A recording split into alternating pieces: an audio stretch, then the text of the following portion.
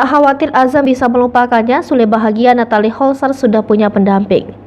Beberapa waktu lalu, Sule bertemu dengan Natalie Holzer dan Azam. Pertemuan Sule dengan Natalie Holzer serta Azam ini terjadi ketika perayaan ulang tahunnya.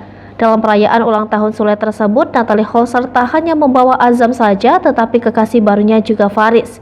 Pada saat itu, Natalie Holzer tanpa ragu memperkenalkan Faris dengan Sule. Dikenalkan dengan kekasih baru sang mantan istri, Sule mengaku tak masalah. Ia justru bahagia kalau Natalie Holzer sudah memiliki pendamping.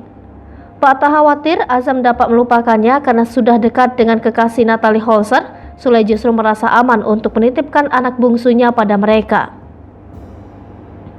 Ayah Rizky Febian itu lantas mengungkapkan jika ia dan Natalie sampai saat ini masih berkomunikasi baik.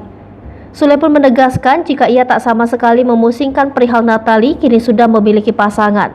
Mantan suami Natalie Holzer itu hanya berdoa supaya dirinya selalu diberi ketenangan dalam menjalani hidup. Diberitakan sebelumnya Natalie ditemani Faris saat datang ke perayaan ulang tahun Sule mantan suaminya. Dilansir dari kanal YouTube Natalie Holzer, terlihat kedatangan ibu Azam itu langsung disambut oleh Sule.